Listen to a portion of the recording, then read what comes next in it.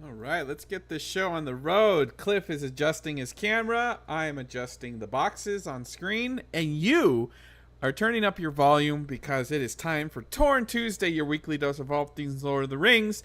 And that is correct at the top of the show. This is episode number 646. Cliff, this is the longest relationship I've ever had, and it's with you on this show. I'm surprised we're not in couples counseling. Welcome, everybody. This is the OneRing.net. You are definitely here at the right spot, and you're here at the right time. It's a pleasure to have you join us again for our weekly dose of all things J.R.R. Tolkien here at the OneRing.net. We are a community website that has been around for a couple of years on the interwebs, and we are dedicated to the words and the works of J.R.R. Tolkien. We're a community run by all volunteer people, all volunteer fans.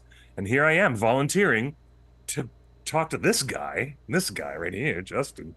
It's lovely to see you, sir. And thank you for all the technical jiggery pokery. And I'm going to get a big shout out to the many, many platforms of people who are joining us today, including YouTube, Facebook, Twitch, Twitter, Instagram, and we have an amazing, amazing Discord server not to be overlooked. And so welcome aboard, everybody. Welcome. Well, Cliff, we talked about a couple topics that are newsworthy. Again, this is your weekly dose of all things Lord of the Rings news. So we got info for you on some Blu-ray stuff and maybe some Tolkien stuff and maybe some new history stuff. But Cliff, I didn't tell you this. Breaking news. Breaking What's news. breaking? You know what? You never tell me the breaking news, and I'm Well, searching. this is hot. I'm aggressively looking for the neuse. This is hot off the hotline. Oh, the phone number is information. The phone number's right there. 530-64 Frodo is funny. my phone Too number. Funny. Yeah, that's my That's too phone funny. number. 64 Frodo is my number. You can text the hotline if you've got leaks and links. So, Cliff, this leak will require a substantial conversation. So we're gonna Let's do that in Here the back half of the show. But we have received actual description of a brand new Tom Bombadil leak, including what he sounds like and some really? context Boy, about a that's cool. potential new trailer. That's cool. Whether it's for Comic-Con, I don't know, but we've got a description What of we're anticipating. There's a lot of anticipation amongst Tolkien fans online that there's a trailer. yeah. Well, it's we've got the actual description, and I can't show you anything. I don't want to get anyone in trouble, but I need to ask. Well, we're gonna have a discussion about that later, but so stay tuned with the show because we've got a lot to talk about when it comes to Tom Bombadil and new trailers. But let's get the news out of the way first, Cliff, and we should start with what the chat room is already talking about, which is the 4DX re-release of the Lord of the Rings extended editions. That happened this weekend. It was around the USA and a couple showings in Canada, I think. Theaters equipped with 4DX seats and the whole deal. When we've told you about this over the last month, showed all three movies, and Yes, they the did. reactions have been incredible. But Cliff, tell people what happened at our screening last night with Return of the King. Right after King Theoden died, immediately after King Theoden died, and as soon as Aragorn was going to have that conversation with the King of the Dead and release the Oathbreakers from the curse, somebody pulled a fire alarm in the movie theater, and all the movie auditoriums were evacuated, and all the crazy pants started happening, and there was a small moment of chaos where people were like, we haven't even gotten to the last hour. Well, we were getting close to the final hour of a 4-hour theatrical experience. And we all had to scramble out into the lobby. Some people wandered off into the night, and some people lingered for about 3 minutes. And the staff of Regal Theater came out and said, "Look, this is a false alarm. There's nothing really happening in this building. And we're going to get the okay from the authorities. And we're going to get you all back inside and restart the shows. So if you'd like, you can get a refund now, or you can come back in with us in just a few minutes and get a wonderful refund." Um, or finish watching the wonderful 4DX presentation.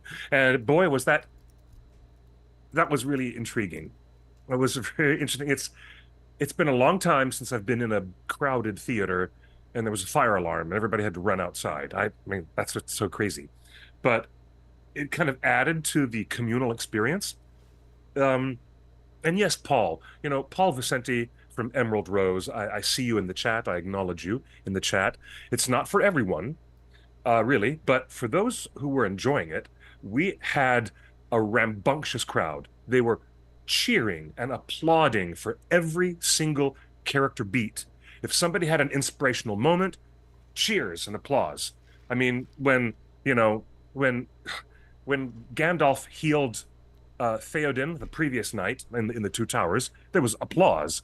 But this time, in Return of the King, there was applause like when Saruman was killed. There was applause when Galadriel lifted Frodo up out of his vision at the edge of Shelob's lair. There was applause for every significant character beat, and almost every joke, almost every solid joke that Gimli was landing, outbursts of applause. The audience was so rigorous and they're so into it. Although I do acknowledge it's not for all people, Yeah, well, I There was wanted to some, talk a bit about that because we took some friends of ours to different showings, different friends for each of the yeah, different showings. Cliff had some friends, I yes. had some friends, and a couple of my friends bowed out. They saw Two Towers in 4DX and I said, "Hey, want to do this again?" And they're like, "No, thank you," and Hmm. they didn't want That's to. right. And we're seeing some of that reaction in Hmm. our Facebook and Instagram posts. Let me see if I can bring some of this up because it's fascinating. That some people are like. Here on Instagram, there's a comment that says, "Riding down the Anduin was fun. Gandalf fighting the Balrog and also Saruman. The splatter of Uruk-hai blood. They loved it. As in, Honestly, my favorite trick was when Gollum bit off Frodo's finger, and the water jet behind my head sprinkled Frodo's blood on top of my head, right after Gollum bit the finger off. That was my favorite trick of the night. It was this crazy. but so It's that's an crazy. enthusiastic comment, but right below it is another one that Yeah. says, "As a Nero spicy gal, it wasn't for me. I'd rather just chill and watch the film in peace. The fight scenes were just too much, especially Mm, getting punched in the back. Not for me, but was glad to see it on the big screen again." And mm, I tell you, the reactions that we got from our own friends in real life, and the yes. reactions we're seeing on Facebook and Instagram are Yes. are pretty much the same percentage. Half really Hmm. love it and are all in, and half are just like, "This was not for me, and I got my money back for the other movies." Hmm. That's just what Paul said in the YouTube chat. Okay, now Shan4883 is asking, were the seats shaking too hard? And to be Oh honest, yeah, oh yeah. only during the battle scenes. Only during the battle Look how scenes. much these seats shake. This is the opening scene of Two Towers when Gandalf's fighting the Balrog. Look how much Yeah. the seats are out of control. I spilled my drink. The lid of my drink flew off. It did. It did. Okay, so I mean, look, there are major stretches of Return of the King where there's quiet conversation. And I mean that. There's moments between Theoden and his niece, Eowyn, Where and he says nothing that happens. amazing. Right. Yeah, and Yeah. you're It just sitting there does. for stretches of the film, and there's moments where nothing's happening, it's all mellow, and then here come the Oliphants onto the field of battle. I mean, not only was the dawn breaking charge of the Rohirrim just epic and stunning, but by the time they got to that second part of the battle where the Mumakil come onto the field of the Pelennor, that was when it went really wacky, crazy with the aggressive seat movements. And And here's the crazy I part. heard laughs and giggles. Your friend, she giggled and laughed Our the whole whole way our through it. whole row, She our whole row was They were giggling. laughing. Here They were and just here, but here's the crazy thing. Cliff just told you that it's someone pulled the fire funny. alarm Yes. at the end of the Battle of Pelennor Fields. Well, when they restarted the film after 20 minutes, when we came back into the theater, they Yeah. restarted at the start of the Oliphant. So the most violent part of the seat shaking in the movie I've ever experienced, the Oliphant battle, we had to relive it a second time. I'm telling you, I felt like I just got off Space Mountain. This was the They best roller coaster, the best. like the craziest No, they movie theater thing. I really did feel my back was thrown out and my butt hurt because we had done I the wasn't. Oliphant No. scene twice. I thought it was really hilarious. Uh we actually got to see Monica says my Theoden. son and I laughed the whole time. That's right, we were laughing the whole time in our theater. There There's was some laughter, but there's some comments on Facebook here. Allison says yes. Two towers. She saw two towers in Return of the King. She says we are old and we were a little concerned about the seats. The flying parts and the horse riding and the going up and down were good. Found the rest of it overdone and a bit distracting. Loved the wind. Even got some lightning with the strobe lights. Um, yes. I think over everybody across the board agrees that the wind is incredible. Every time there's a horse riding scene, which is Lord of the Rings, there's a lot of horse riding. There They is. blow wind in your face and you feel. Listen to this. The best part of the wind was that they continued the wind machines over the end credits while Annie Lennox was singing her Oscar-winning song, Into the West. They had the wind blowing gently while the ship left the Grey Havens, and they continued with that wind blowing over the audience over the end credits, and it was like you were just going across the sea to Valinor. It was a very nice touch. I thought it was really cool. Here's another I comment from I Dan in really the thought it was chat room. cool. Really. Dan says, saw all three. It was pretty epic. It was like a roller coaster ride. I was laughing and smiling the whole time while being thrown around in my seat. It definitely added another element. Shannon says, saw Return of the King and was giggling with glee the entire time. The Elizabeth says the bouncing chairs would make me have to take a pee break so much more. Okay, no, seriously, I know somebody on Reddit said I went in without even knowing it was 4DX. And I said, well, that's kind of like going to a party and there's a whole big plate of cookies, but nobody warns you ahead of time that they're pot cookies. And that's a guaranteed bad trip. That's always a bad trip if nobody warns you ahead of time. Oh yeah, this is very specific. I thought that was a funny analogy. But the thing is, it was just funny the theaters that are good about giving refunds. Regal is very, very good about saying, we're sorry that this was not an optimum experience for you. Let me give you passes. You can come and see other films on your own time. Look, come see other films. So they do cover their customers. They do cover them.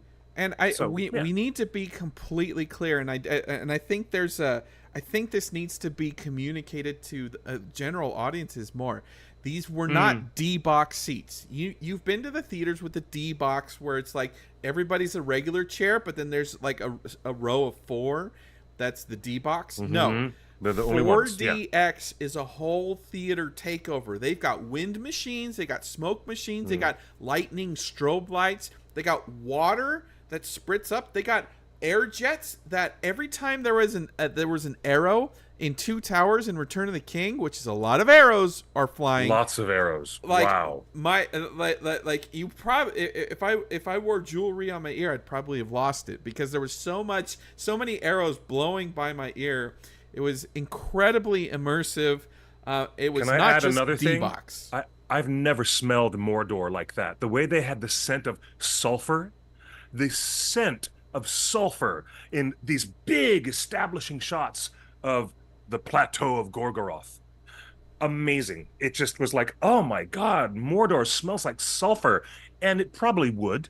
And I thought that was kind of the icing on the cake. The icing on the cake was what Mordor smelled like. I'm telling you. Well, there's no point Um, in selling it so anymore funny. because the No, showings have so had. funny. But we want to thank everybody for coming in, giving 40x a try. It's not for everybody. And Fair enough. like the comments on social media will some people will say it's not for me. Literally we had friends that said this isn't for me. I do not want to see the next movie. So so it is just an experience that is incredible, but it's not just shaky seats. This is like a roller coaster ride. It is full on theme park, Star Tours, Shrek 4D. Yeah. It's incredible. Muppet Vision 3D. Yeah, it's the whole different. It's really crazy pants. So Crazy pants. that's amazing. So that was amazing. So thank you to 40x for giving us the preview in the theater. It allowed us to film inside the theater there, and we're glad a lot of you enjoyed it, and we're glad the people that didn't enjoy it still were able to give it a shot and Hmm. see if it's not for them, because it is crazy violent. It was. I mean, the movement was way more than I experienced. All right, Yeah. let's move Quite on to quite the interesting. first link, news link that you sent me, Cliff. Russell Crowe is dropping bombs on us. This is Yeah, crazy. looks like Russell Crowe turned down Aragorn after an iffy meeting with Peter Jackson. This is the headline from Variety. He says, quote, I felt the studio was making that decision, not the film director. And you know how often before, even 2 years before Rings of Power appeared on Prime Video, we were constantly talking about that beard, that crazy beard Russell Crowe was growing, and how Oh much yeah, we would during love to see pandemic. Russell Crowe in Middle Earth. Yeah. Well, it turns out he was being a character for the Guardians of the Galaxy Part 3, Volume 3. But Right. I'm really telling you that our original ideas weren't so off, because Russell Crowe was being Right. talked about as a major character in the Middle Earth film 23 years ago. Would you believe it? Would you I believe it? believe it. He was hot off Gladiator. And by the way, it's not too late. Amazon, Mm. if you're listening, call him back. Call him up to the big leagues. Like, I would not mind if he is a blue wizard or a brown wizard or a king that gets corrupted. I think he could play a dwarf king. I could think he could play a king of men. But Russell You Crowe would could. be the type of stunt casting. Cliff, do you remember in season, I think 5 or 6 of Game of Thrones, when Jonathan Pryce showed up and was just this random character that had a Yep. big dramatic touch on the story, but he just showed up for like one season, basically. He actually was amazing as the spiritual leader of the Sept. Um, and he played what was the name of that character? The little sparrow, the High Sparrow. He played the High Sparrow, and So it's just then stunt casting, right? Like you can yeah, bring in stunt a casting. big Yeah, name like Russell Crowe for one season. I mean, wouldn't yep. it be cool if Russell Crowe was a religious leader in Numenor during its downfall? I would love. You know what? I have loved Jonathan Pryce ever since I saw him show up in the '80s in The Adventures of Baron Munchausen, a great fantasy epic by Terry Gilliam. And Terry Gilliam used to be one of those guys in Monty Python's Flying Circus. So Terry Gilliam was pulling in some of the most famous British actors What does this to do have to these do with Lord of the bizarre Rings? You comedic lost little me. parts.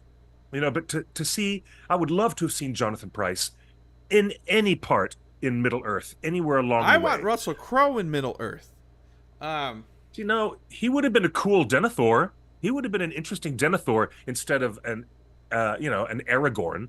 But if we're going back in time when he was that younger age, listen to this. Okay, here's a conversation. Russell Crowe, and I'm going to read this to you from Variety. Russell Crowe's getting interviewed by British GQ, all right, which is Gentleman's Quarterly. So British GQ says, "Do you have any regrets about turning down Rings?" And he says, "I don't, actually. I very much felt the studio was making that decision, not the film director. And I talked to Peter over the phone, And he wasn't saying the sort of things that directors were saying to you if they were really trying to attract you to the project.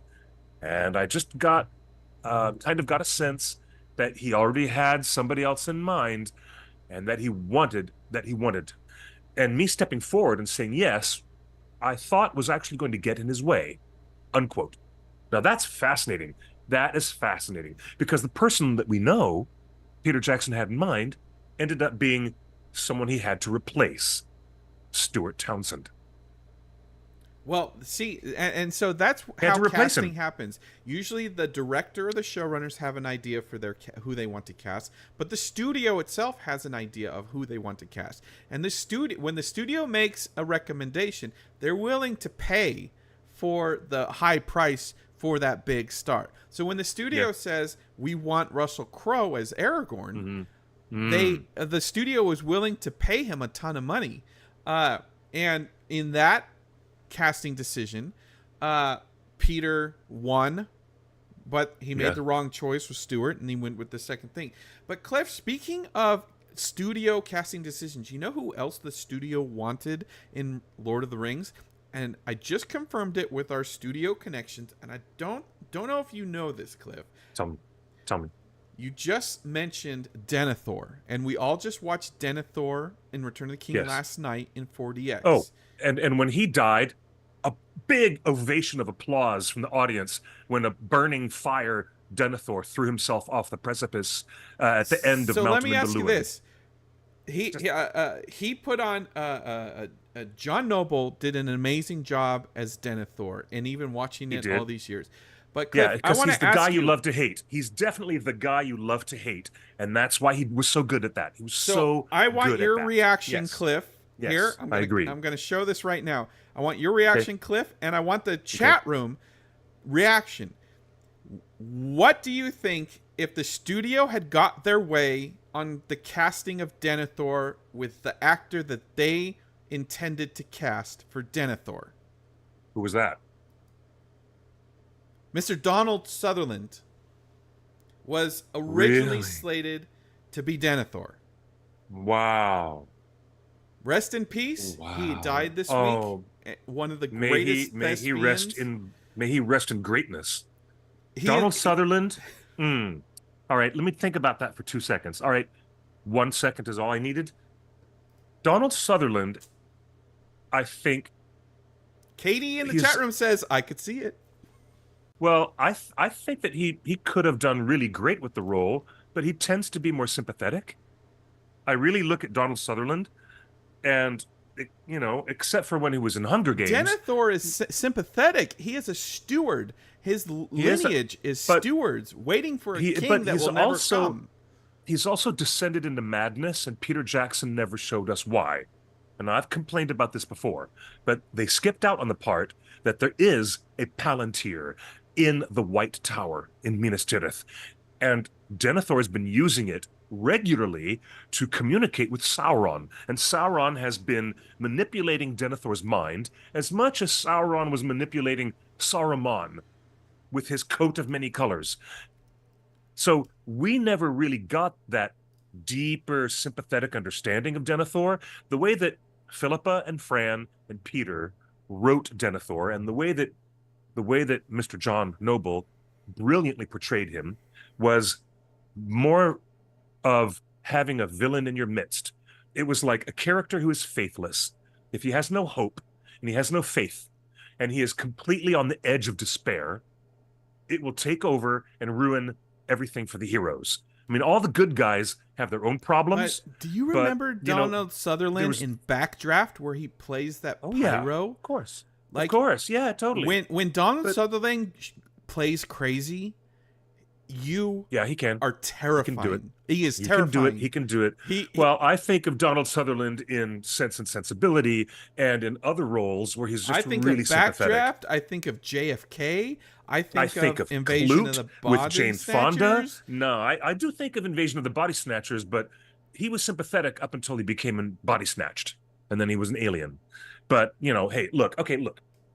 The funny thing is that Denethor, as done by Donald Sutherland, would have been really, really cool. It would have been cool and interesting, but I think that actor would have required a different script approach. And if we're going to see Denethor really descending into the kind of mental instability that took him where he got, Donald Sutherland really could have brought that out I if they think had with the same included script, the he Palantir. could The Palantir subplot needed to be in there. Picture Donald Sutherland in his booming voice, his amazing voice. Oh, I said the wrong one, Aravandi. I meant to say Pride and Prejudice. My apologies. Imagine Donald Sutherland that's saying, Sorry. "Bring wood and oil." Yeah, that would have been awesome. But he just has the air of a king. And he could play a frustrated king. And by the way, this is just studio notes, right? And this is not denouncing or lessening John Noble's performance. We're just saying, if the studio had their way, they were prepared to pay the crazy acting fee, the much higher acting fee that that Donald Sutherland would have commanded in this role. And I think Donald Sutherland would have done wonders in Lord of the Rings, whether as Denethor or even as a wizard, as a backup wizard. So I'll tell you what, I'll put it this way. Donald Sutherland, yes, Donald would have been amazing anywhere in Middle-earth, but I miss that part of the book, and I never see this when I watch Return of the King. I never see this. But even extended Two Towers, with that incredible flashback where Faramir and Boromir are actually speaking to their father in Osgiliath, and we start to really clearly understand how sharply the family dynamics are drawn. But what I miss from reading the novel is the tragedy and the sympathy that one would naturally have towards Denethor, because Peter Jackson has a tendency. Do you think Donald Sutherland would have reached that because he did in Hunger Games? In Hunger Games, he's the antagonist, right? Like, yes. But I feel like in Hunger Games, he performed the bad guy role in a way where you kind of understand where he's coming from. Cornelius Snow, yeah. And I feel like Denethor could have been along the same lines as his Hunger Games performance. I would like to have seen a Denethor that wasn't just one note. I mean, that one note Denethor that we did get in Peter Jackson's films is that he's just an ass. He is such an ass. And I would have liked that book description of Denethor where he is driven mad by the manipulations of the great enemy, the Dark Lord, Sauron. Well, and that would have been a very interesting take. To Donald Sutherland, who passed away this week. I've been marathoning his entire filmography. You just go to Roku and you search for any of his movies. They're on all the different streaming platforms. I watch Clute, I watch Body Snatchers, and just going through his start in the 70s and move forward from there. He was a once in a lifetime actor. And it breaks my heart. I don't have the clip ready, but if you go to Twitter or YouTube, you can look up the clip of Donald Sutherland on 60 Minutes where he talks about being ugly. And, you know, when kids in school, when he was 8 years old, teasing him that he's ugly, he went home and asked his mom, "Mom, am I ugly?" And she's like, "Yeah, you're kind of ugly." And here he is in the twilight of his life, and he's crying on camera on 60 Minutes. It's so sad because he never felt, and by the way, like, he's doing movies with Jane Fonda, he commanded a screen presence, so he was just a wonderful person, a wonderful actor, raised a wonderful family. Kiefer Sutherland is just a wonderful, stable actor as well, and this one really hurt. It did, and I'm so sorry to see him gone. Let me add that by responding to Katie's question, an alternative actor instead of Donald Sutherland for Denethor, and let me immediately go back to Jonathan Pryce. Jonathan Pryce would have been an awesome There's another Denethor. So, a great all right, alternative. we just learned that Russell Crowe The studio wanted Russell Crowe for Vigo for Aragorn. We just learned the studio wanted Donald Sutherland for Denethor. But Cliff, you sent me another link. Speaking of inspirations, Lord of the Rings had its own inspiration from Narnia. I thought that was reverse. I thought Narnia came after the success of Lord of the Rings because C.S. Lewis was like, "Hey, dude, you're making a lot of money." Tolkien's like, "Yeah, dude, you should write your books. Get in on this action." But what is this article that you just sent?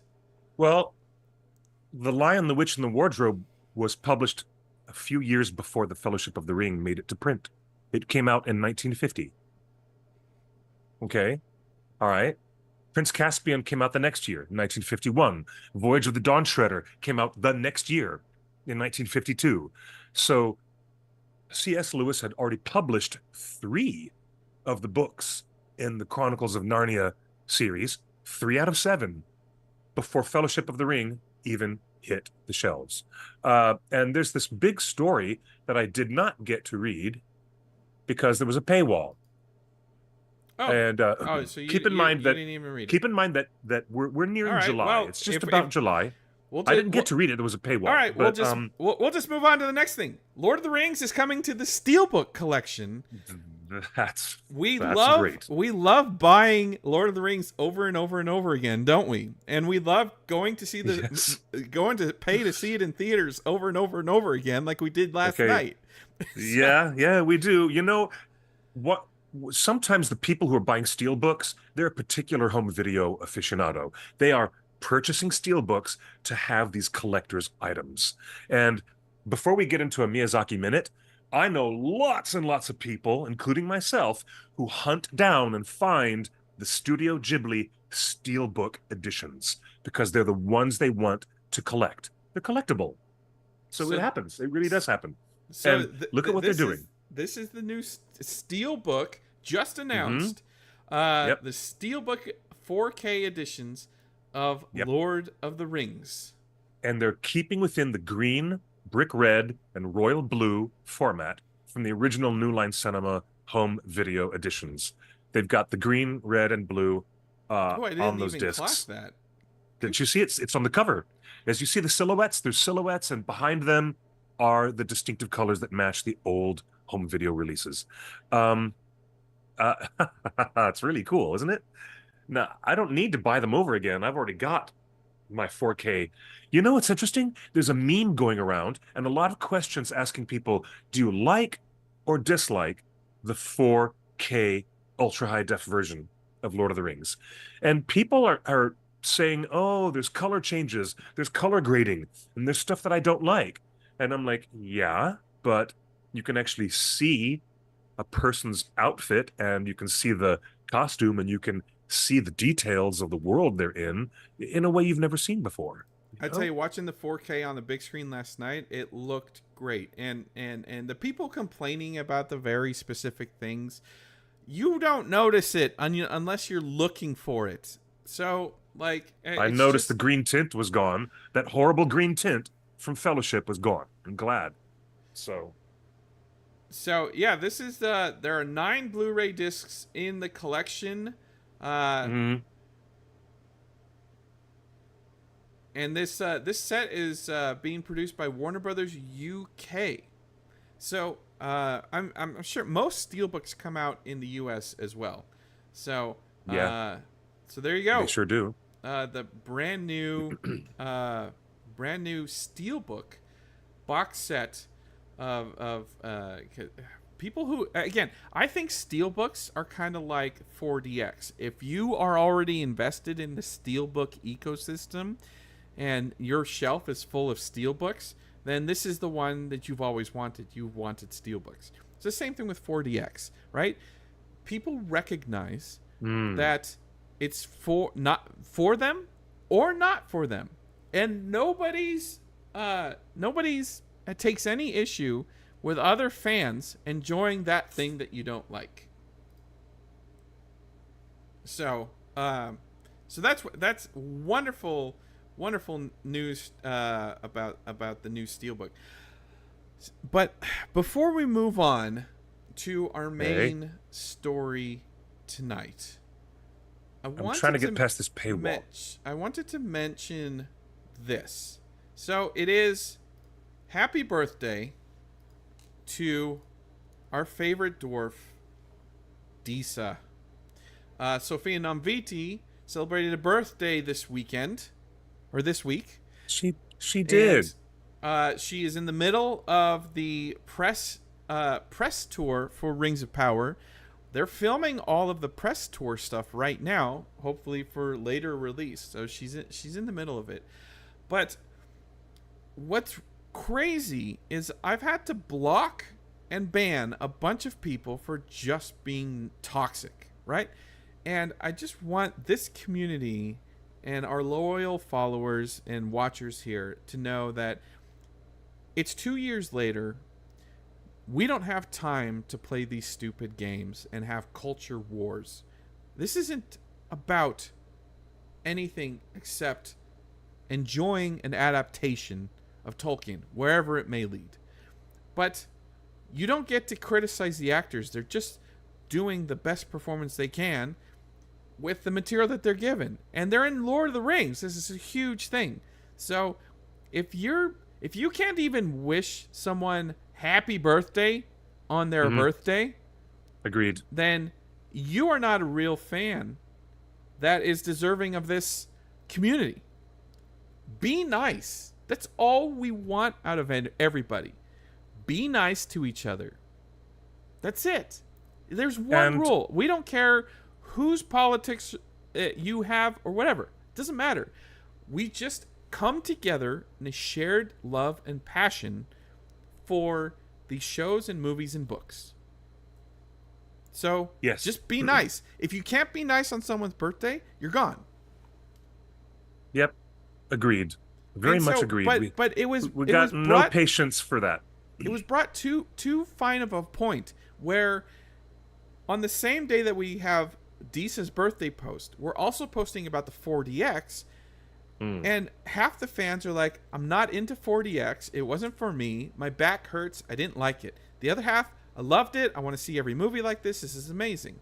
It's like, but there was no name calling. There was no calling fans stupid for liking that other thing that I don't like. It was just like, hey, you like 4DX? I don't like 4DX. Cool. We agree to, have our own opinions. But when it comes to like, wishing the cast of Rings of Power happy birthday, like, just be nice. You don't, and if you have nothing nice to say, just be quiet. Fully agree. So Fully agree. that's all. And I- and I- I want to well, encourage no. everybody that has a social media account, do not give anyone that's toxic the benefit of the doubt.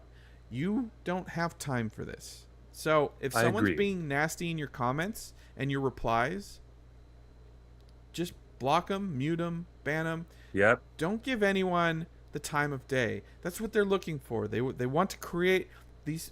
Some people want to create this culture war and divisive nature. And it's like Tolkien's stories at its core. It's about people coming together to live life together. I mean, like, yeah, the elves leave Middle Earth, whatever. But so that's all. That's all. It was just like at the same time, I was just really affected by two posts back to back, and only one of them was just brought out some toxicity of people that we don't have time for, and we will continue to not have time for that. All right, Agreed. moving on. I have good news. I got past the paywall for the Telegraph article. Let's talk about how C.S. Lewis influenced Tolkien in 1930. Let me give you guys the deets. I'm going to run this down with you. There's somebody who'd been doing research on a bunch of hidden away records at Magdalen College in Oxford, okay? And this newly unearthed document revealed that there was an instrumental meeting between Tolkien and Lewis in 1930, and it was such an impressive 1930. This is before The Hobbit. 1930. Yes, that's true. It was such an impactful meeting on John Ronald that the scholars are now starting to think that Lewis was a much more of a a key influence on his friend. Okay, let me read this to you. This document indicates that Tolkien spoke his secretly invented Elvish tongues and languages, and he told stories about Middle Earth for the first time. And this is before The Hobbit was published. And this happened at a previously unknown meeting. Nobody knew about this until now. There was a meeting with C.S. Lewis and other members of Magdalen College's elite intellectual club called the Michaelmas Club. And they were mostly undergraduates. A lot of undergraduate students at Magdalen gathered together at this intellectual group. It was like a salon. And in that term, I mean it was a literary group that came together to discuss and share ideas. I mean that classic literary sense of a salon. Until that point, 38-year-old John Ronald Reuel Tolkien, who was a professor of Anglo-Saxon at Pembroke College, he was very shy about his creations, and he shyly kept his private and what he called his own peculiar hobby, constructing mythologies, and his philological work, inventing languages as a philologist. He kept all the stuff that he was doing with Middle-earth and Elvish constructions a secret, because privately, John Ronald was fearful that he would be met with ridicule by the other intelligentsia of these other undergraduates. When he later stated that he had never, ever planned to share his secret vice, his own words, with any audience, recounting the shrinking that he felt from the pain of giving it away, quote unquote, and describing it as a shamefaced revelation when he did. Now, the enthusiastic response that Tolkien's paper received in 1930, and it was recorded in the minutes, because they kept minutes of the whole meeting of the Michaelmas Club. And within that minute book, they found proof that there was a really enthusiastic response, and it must have been, I think, an important factor. And I'm just literally running through these details for you from the Telegraph. It says, it must have been an important factor in encouraging him to persevere in this work, whose value he was very unsure of, said Simon Horobin. And Simon Horobin is an Oxford University professor who discovered this document in Magdalen College archive while researching his own book about C.S. Lewis's life at Oxford. Quote, as Tolkien later said of Lewis's influence on his writing, the unpayable debt that I owe him is not as an influence as it is ordinarily understood, but sheer encouragement. Sheer encouragement. The Michaelmas Club met fortnightly, every fortnight, to discuss philosophy, literature, and it was founded by 31-year-old C.S. Lewis, then who was a fellow of Magdalen College, who had yet to write the Chronicles of Narnia. It would come out about 20 years later, from after this meeting happened. And he was writing Narnia out of frustration with the focus on rowing, drinking, motoring, and fornication in his college. So that's a quote. I'm reading that as a quote. C.S. Lewis was really frustrated with everything happening in college, and he thought that everybody else around him was only interested in drinking, motoring, rowing in the rowboats that they famously do in Oxford, and fornication, unquote. And so he started getting to work. C.S. Lewis really wanted to write. And correspondence between the two authors shows that Lewis, who was a published poet, had expressed great enthusiasm at the jest of Beren and Luthien. And that was one of Tolkien's earliest mythological Elvish poems on English, in the language of English, shortly before Tolkien revealed the true depth of his extraordinary fantasy world. So this is amazing that, according to the story, describing the genius displayed in the poems that Tolkien read aloud in his invented tongues, the secretary of the Michaelmas Club wrote this in the minutes, quote, it was a language of noticeably fluid, labial characteristics, especially suited to verse. It is impossible to describe by catalog or summary the content and temper of this paper. To those reading the above account, it might appear but a brilliant intellectualist pastime, a higher development of the odious crossword mind. No impression could be more false, unquote. So Tolkien was nervous to share this in front of undergrads. He was really nervous to show this stuff, and he shared and expressed it.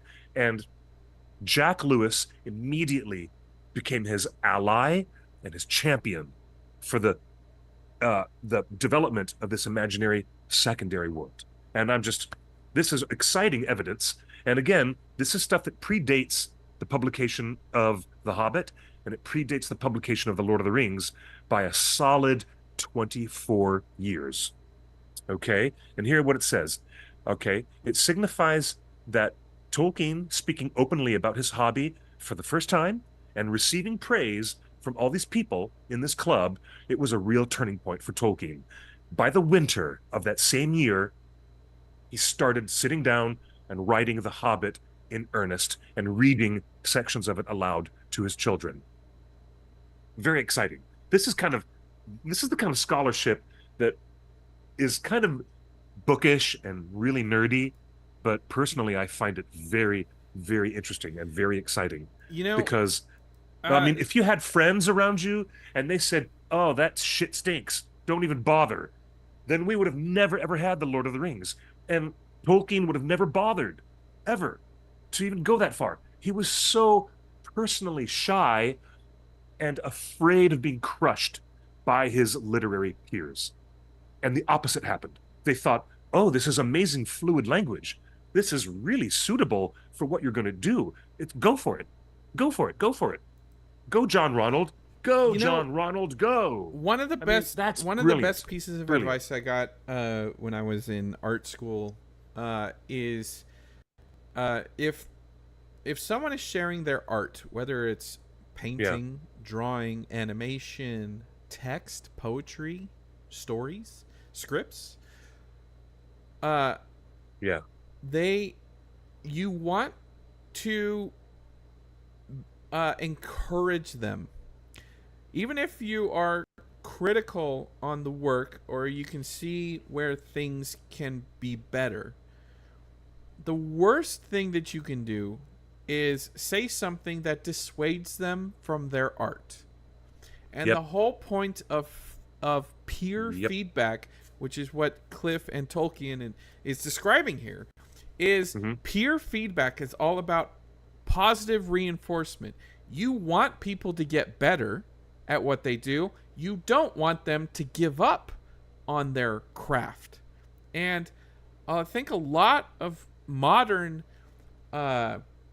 reaction, especially in the pop culture space, is negative reinforcement rather than positive reinforcement. And right now I'm seeing a parallel with Cliff describing this newfound book before The Hobbit was written between Tolkien and his peers. I'm seeing that this goes back to what I was just saying about Disa and what I was saying about the Facebook comments and Instagram comments. It's like positive reinforcement. You want people to continue their craft, and if you see ways that this is good, this is worth improving on, then you want to find words to express to them that you're on their side. You can't wait to see where this is going. And that's all. That's what this is. Yes. We don't get Lord of the Rings unless Tolkien has a peer-reviewed positive reinforcement from his fellow Oxford students saying, "Hey, bro, you're pretty good at this. You should keep doing it." Agreed. And I don't see a lot of that, especially when it comes to Rings of Power or, even when The Hobbit was out or other adaptations or video games. Like, there's just a lot of criticism without a lot of positive reinforcement. It's okay to not like things, but we still want it to continue. And we want these craftsmen, these actors and these writers and everybody else, to continue doing their best work. So positive reinforcement is the name of the game, and I I'll think we share should a get back to personal, that. it is the name of the game, and I agree with that philosophy deeply. I'll share a personal anecdote. When I was a young lad living in Chicago, there was a writers group that formed through a group of LGBT friends. And as a young gay man, I was thinking, wow, I could get some of my poetry or some ideas out in front of some friends and talk a little bit about them. And I have to admit, I was still hooked on Edgar Allan Poe. And I was really, really, really hooked into I was so dialed in to Gothic and high romantic language. Percy Bysshe Shelley. I was so into Edgar Allan Poe. I was picking up and reading my first H.P. Lovecraft, who was directly channeling as much Edgar Allan Poe as he could.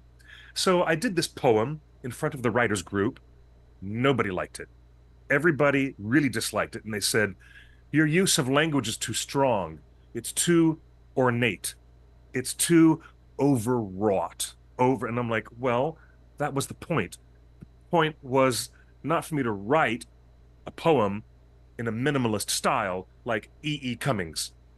This was not what I was doing. I was really trying to stick to that classic tone of hardcore romantic construction of words, including referencing antiquities, referencing Greek mythological characters in the middle of the poem. It was super Edgar Allan Poe driven. Nobody liked it, and they gave me so much crap about it. And I put my pen and paper down for years, and I didn't write another piece until I moved out of Chicago, moved to LA, and I wrote my first one-act play. And when I wrote that one-act play, it was immediately greeted with enthusiasm, and my theater company said, we're going to produce this. We're going to do it right now. And it was my very first attempt out of the box at ever writing something for the stage. And it was quite successful, I have to admit. And that's the difference. That's the difference between people who have an openness of their listening, an open quality in their understanding, that they would encourage you to do what you're doing instead of shutting you down. And I was shut down for years until I moved out of Chicago and came out here to LA and started writing again. So it does happen. It really does happen that way. A historical point, when we get back to the C.S. Lewis and J.R.R. Tolkien story, I need to mention that 1 year later, in 1931, there's a very famous lecture that Tolkien would publicly give, and it's called A Secret Vice. And that's a speech that he delivered at Pembroke College a year later in 1931. And that's where Tolkien self-consciously admitted, this is my secret vice. I'm inventing alphabets, I'm inventing language structures, and an entire philological approach that is a little bit bonkers. It's a little bit self-indulgent, but I'm doing it anyways. And he gave that whole speech. But that would never have happened. That lecture would not have happened except for what happened at the Michaelmas Club a year before, where the friends around him and Jack Lewis actually said, gold star, gold star. We don't quite get it. We don't understand Elvish, but listening to the music in your words is great stuff. Please continue with your work. And if I'd had that at my early writers club, then I might be in a different position in my career as a writer, because I missed out on years of work. And the people in this article, the people who, and that would be Professor Harobin, who found these amazing papers. He's actually said right here that, it makes a lot of sense that the first time Tolkien was going to deliver a deeply personal lecture was in front of the person who had already started to open up and share his work with, and who was instrumental in encouraging him in his mythological writings. So, I mean, I'm going to give an extra gold star to C.S. Lewis. There it is. Ding, extra gold star for And you, Jack Lewis, for encouraging John Ronald to get to where he got. And I wish that I had had that support when I was just a young spring chicken. that's why it doesn't pay to be. It doesn't hurt to be nice. You know. Exactly. That Exactly. that that Exactly. that's it. You know. And look, I we recently reported that an actor left Rings of Power on her own choice because she Yeah. was just sick of it. She was Yeah. just sick of it. The discourse around season 1 Rings of Power was not healthy. And all of the actors involved in Rings of Power have been very public on that aspect of this Rings of Power project. And then you have Nazanin Boniadi saying, "Peace out. This ain't worth it." So Right. it's on us as a Right. fan community to Yes. clean to be the best foot forward. Positive reinforcement. Look, if you don't like the shaky seats at 4DX, cool, but you can love the people that love those seats, right? You can still appreciate that there's fans that love that 4DX. Same with Rings of Power. Like, if you don't have anything nice to say, don't say it. And when we go into season 2 of Rings of Power, we're gonna provide, as a fandom, a lot more positive reinforcement. We're gonna support our Yes. actors even more than we have, because I don't want this show to lose any more actors because of the toxic discourse. And I'm angry that Nazanin felt that she had to leave the show because she was unsupported by whoever, by everyone around her. And that that makes me mad that we lost one of my favorite actors in the show because people couldn't just be nice. And you know what? Here's the story of Tolkien doesn't even write Lord of the Rings unless his friend group was nice. That's it. Just be nice and you might get the next great thing. I wanna sit on that for 1 minute, and please let's say those words again, Justin, that you just said. Let us crystallize this thought.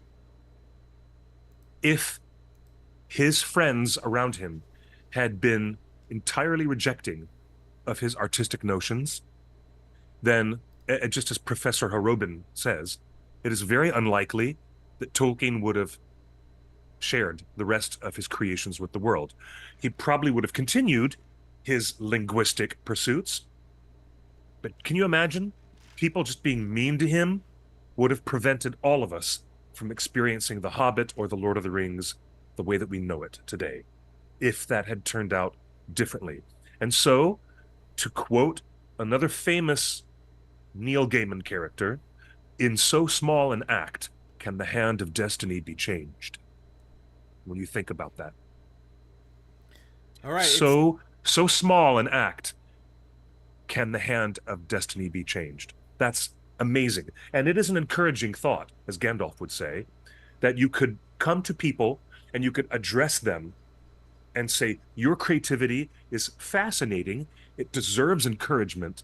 Keep going. Keep going with what you're doing.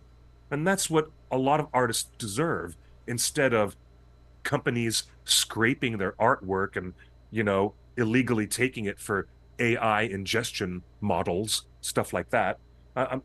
Don't let me get digressed on that point. But the major point is that Professor Tolkien was on the cusp of being so shy about his personal creativity that the world might have suffered greatly if things had gone south at that first literary meeting. I mean, wow. When you think about that. It's incredible. All right.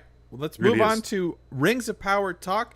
The next segment may be considered spoiler-ish, spoilers. But we've got some good gossip to talk about today. First up, we have this interesting thing. Galadriel's wife on Twitter recently found that the rating for season 2 is older than season 1. If you recall, season 1 of Rings of Power was age 13 plus. I believe this is in a European country. Maybe it's the UK. But Season 2 currently has a rating of what do you call that? Television, not censors, but yeah, it's a The television. television rating got bumped up to a hardcore level for Rings of Power It's season not 2. right. It's not quite rated R, but It's this not quite definitely goes. TVMA. We call that mature. MA Yeah. is our strongest rating in our country. Yeah. So in this Yeah. country that she found the screenshot, 16 plus is basically MA. So Rings of Power, if season 1 was rated T for teen, the Yeah. season 2 is rated MA for mature audiences. My It is goodness. currently rated 16 plus. It is darker and more violent. And her quote, "I am ready for the emotional damage." And anyone Wow. that's familiar with the story of the Second Age knows what's what the big picture is and what's going to happen to whom. It is going to be violent. It is going to be dark. And I think this season, Jeff Bezos is finally going to get his Game of Thrones. Remember, Jeff Bezos said, "Bring me the next Game of Thrones." That was his command. And they brought him the Second Age of Lord of the Rings. And I think this is the season where he gets his Game of Thrones in many aspects, but we don't need to go that deep into Yeah. spoilers.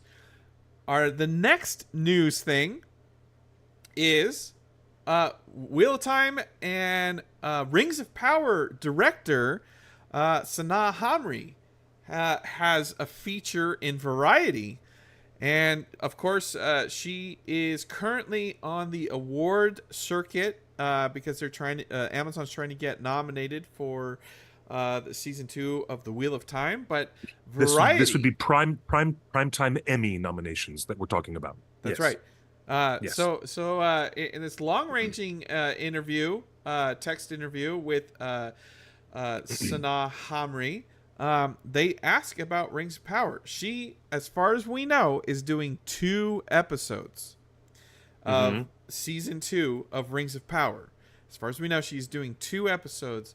I believe the rumors are she's doing episode 5 and 6. Whether that's a carryover story, whether there's like a big plot line that goes between 5 and 6, I don't know. But so the director, one of the directors of season 2, who does 2 episodes, says the question from Variety was, how does this experience on Rings of Power compare to others you've had in the past? And she says, Rings of Power is already special because of the Tolkien lore and its strong community feel. Everyone was immersed in that world, from the showrunners to producers, actors, and craftspeople. She says, I was based in London for about 9 months. My first time living there. Wow. 9 months, and she only directed 2 episodes. You want to know why this show costs so much? Is because they're putting in the work, guys. This is great. That's great to hear. That the director of 2 episodes was fully committed for 9 months on 2 episodes. She also says the secrecy was intriguing, with pseudonyms for everything and only the right people having access to the scripts. Cliff, your reaction to that? That explains why we got those weird pseudonyms when the earliest names of characters were leaked. You know, like we had character names that sounded like America's Next Top Model. You know, and they were not real. They were pseudonyms to throw people off the scent of what the real characters were that were being written about. Well, that's very fascinating to me.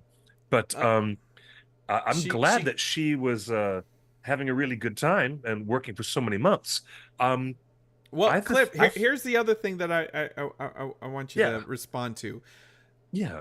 She says, director of 2 episodes says, I enjoyed ensuring everything fit within Tolkien's world.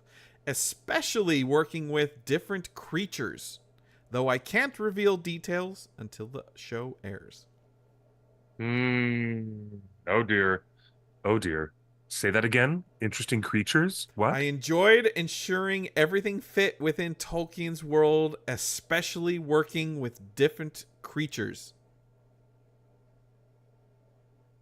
Okay. Is she talking about orcs versus elves versus dwarves? Is that what she means by creatures? Or Well, does she mean no, because they're wait, usually hold on. I don't know what she means. Is she talking about I don't, eagles I, and I don't like ents that and what? characterization of orcs as creatures. How dare you? Orcs are just another race of beings that deserve their own Hmm. land. I Clifford was about to Broadway. say that. I They was are not about to say that. creatures. Thank you. Well, that was the other half of my sentence that I was just about to say, but you've said it. All right. Well, what They're are the they're rumors? referred to as races, but if she means creatures, is she talking about monsters? Ents? Is she talking Creatures about is a very specific word. So the great what? eagles? Is she talking about great What are the eagles? What is rumors? she talking about? Well, let's go back to the leaks. What Yeah. creatures have been part of the leaks so far? We believe Well, that we saw the eagle Gwahir- in the teaser trailer. All right. We believe the eagles, Yes. Gwahir and the eagle, the great eagles will be a part. We believe they are talking. We believe Shelob One is in season 2. we had that rumor a while ago. Yes, we did. Yes. Uh, we believe sea monsters are in season 2. Yeah, we saw that. We saw a well, oof, we did see a giant sea creature, didn't we? We did. Do we believe Ents will finally show up? Are Ents considered a creature? I would say, from a director's standpoint, I would say an Ent is a creature. Cliff doesn't like that. Yeah, well, Trolls? We haven't heard any rumors. Oh yeah, there are new trolls in that trailer. Remember when they're marching with the orcs in the forest? We do see some trolls in the background. well, wait a minute. I guess there are. I like the chatters who are saying that humans are creatures too. Exactly, that was my point. But So, from yeah, from, but from a let's say director coming in, a brand new director to Lord of the Rings, she's like, I'm directing a lot of creatures. What do you think she's talking about? Is she talking about trolls, eagles, Beorns, shape-shifting Beornlings? I think she's talking about orcs.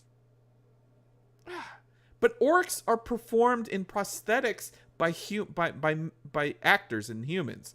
I don't believe that she would be referencing orcs as creatures because those are actors on set. They're not like CGI creatures that are be added in post.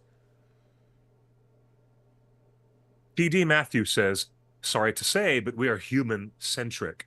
If it doesn't look like a person, creature is fair.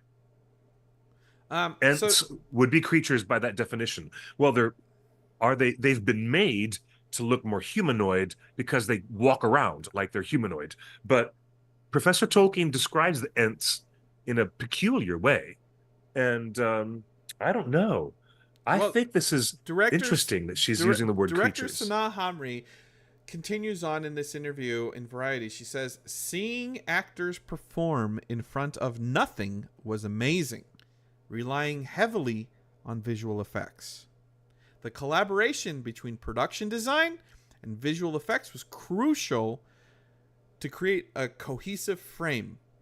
Overall, it was quite an experience. Wow. Okay. Super cool.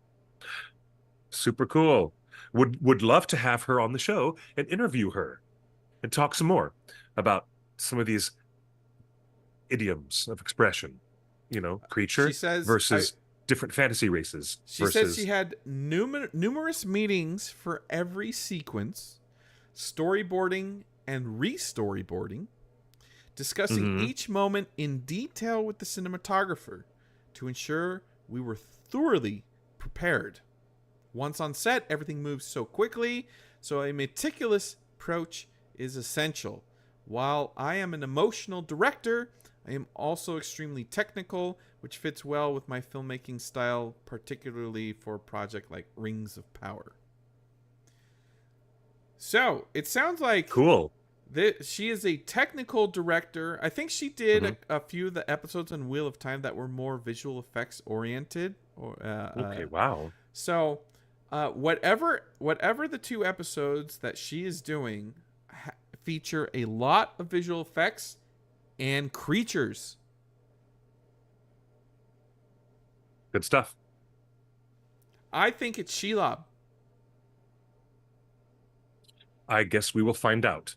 Now, didn't you say that you had some Tom Bombadil stuff to share with us?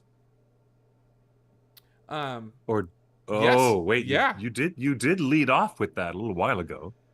But Uh, I would love to interview Ms. Homry and talk about her work. I would love to interview her. It'd be fabulous. Hello, Prime Video. Let's have a nice interview with Ms. Homry so that I could talk with her. We'd have a great chat. It'd be we really hear fun. you're doing a bunch of press. So, Yeah, hey, yeah, let's re- come and reminder: join this us. is Yeah, this is Tom absolutely. Bombadil in the Vanity Fair first look. Uh, Hmm. and Cliff, I think you and I had remarked when these photos dropped that it was odd that he is not smiling, We and did. I mean, and he is a jolly fellow, so he wasn't smiling in the publicity images. But yeah, okay, so sure. we got a new teaser trailer description from an anonymous spy report, and which included a scene with Tom Bombadil Uh-oh. and Cliff. Uh-oh. Uh, No, oh, are you gonna set up some playback? What's happening? no, I can't. I'm looking. No, you know what? I'm not gonna play it back. I'm not gonna play it back. Why? What is No, it? Then describe what's happening. we're gonna get in trouble. But what I Okay, we're gonna will get in trouble. what has been With described. whom? With whom are we gonna get in I trouble? want your reaction, Cliff, because it Okay, okay, the, sure.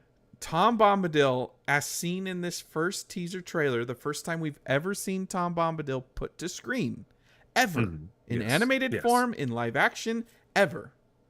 This is the first time he's been put on screen. So the first time anyone will have ever seen a moving, living Tom Bombadil will be in this teaser trailer if they decide to release it. Maybe it's a Ooh, Comic-Con trailer. We don't know. okay. Mm. Well, But that's only a month away. 1 month away to Comic-Con. Yes. he is described as solemn, stoic, and serious. And the quote in the trailer is he's looking at the wizard and Tom Bombadil says, "You must find your destiny." Okay. Intriguing. So But he is not a dour fellow. He's a jolly fellow. He is not a sourpuss. He is a jolly fellow. he does not smile in this trailer. Oh dear. Oh dear. Well, I hope he I hope he ends up having plenty of time to be jolly and happy and you know, he is an effusive character. That's a great adjective to describe Bombadil. He is effusive in And his animated. un in his unrepentant joy at being alive. He is unrepentantly thrilled to be there. He's thrilled to be alive. He's thrilled to be surrounded by beautiful Mother Nature. And he's a right jolly fellow. He has such a distinct quality. So I don't know what it would be like with a dour. What were that? What are the adjectives you just used? Because Stoic, he's not that. He's not serious. stoic. No. Well, the reason why the Council of Elrond has a conversation about Tom Bombadil and Frodo, I think, suggests why don't we just give the ring to Tom because it doesn't affect him. And Elrond and Gandalf say, no, he doesn't take stuff seriously.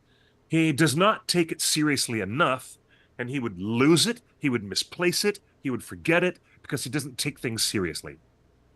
Boom, from the words of the wisest All right. people Well, so at the I Council of want you to Elrond. respond to Daisy Kim in the chat So, room. She says this was his emo period. Why can't Tom ha Bombadil be serious? ha. Cliff, why can't Tom Bombadil be serious? Okay, if you introduce a character like Daffy Duck, because he's Daffy, that's what's in his bloody name, and then suddenly you present him as dour, stoic, serious, grumpy, well, then you've got Donald Duck, and that's a different character entirely. It's a different character. I mean, Donald is grumpy, irritable, and Daffy was originated by the Warner Brothers animators to be bouncing off the edges of the screen, going woohoo, woohoo, woohoo. He was just bonkers. He was cuckoo. He was cuckoo for Cocoa Puffs. Okay, so let me ask you this: So How important? what are you going to do with making Tom a stoic character? I mean, you can give him some moments. Look at it this way: if you can counterbalance his effusive joy, you can counterbalance it with some seriousness and a lot of bouncy, bouncy, bouncy. He's like Tigger. Tom Bombadil is like Tigger. And his top is made out of rubber. His bottom is made out of strings. He's bouncy, flouncy, pouncy, founcy. Fun, fun, fun, fun, fun. That's Tom Bombadil.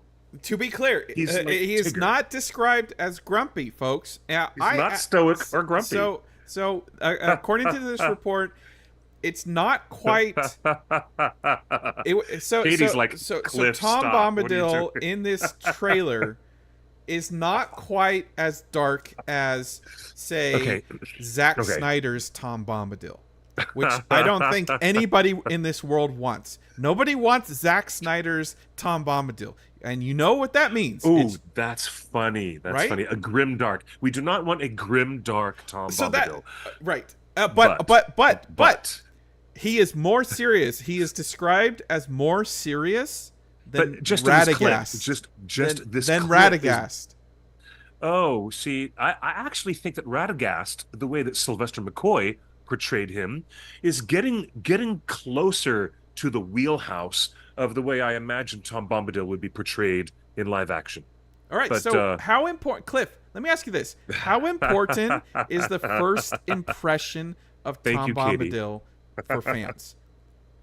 Because the first impression, how important is the first impression of Tom Bombadil on our screens? Whether it's at Comic-Con or whatever. Like the commercial, the teaser trailer, the Comic-Con reel, whatever it is, it's going to be our first introduction to Tom Bombadil on the screen. How important is this? I would immediately say it's very, very important.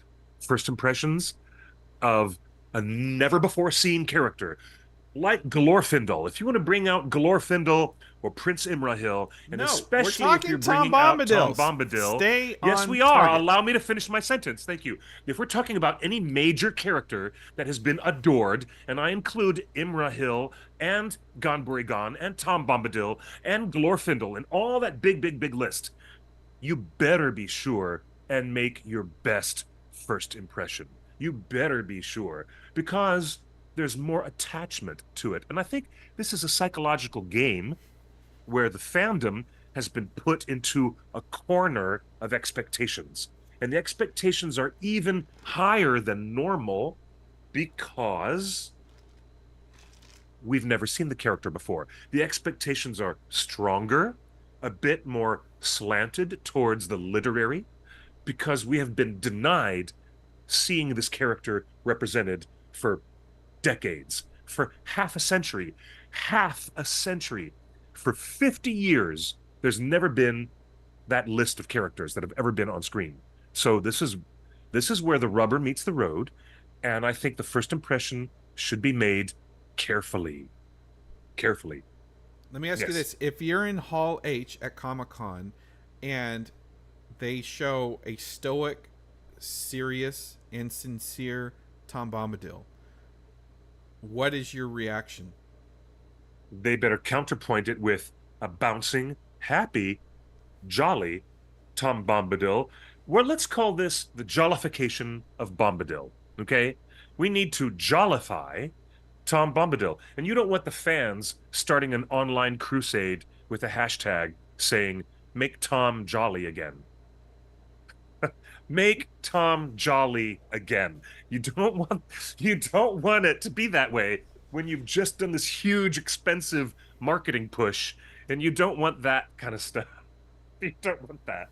He better be okay. Look, like I said, reasonably speaking, what they show in the trailer is certainly not going to be the totality of the character that we will see in episodes. So he better damn well have some lighthearted, big time, recognizable Tom Bombadil riffs.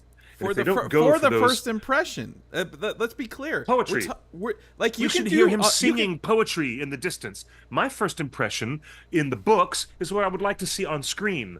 The first impression is hearing a bright, happy song sung in the distance. And he comes stumbling through the undergrowth with flowers in his hands that he's collecting. And he's just carefree. He's supposed to be super carefree and happy. This is Tom Bombadil we're talking about. So that's my opinion. He should be super happy and carefree. Hashtag make Tom jolly again. Let's not do that. I don't want to do that. I'm just saying.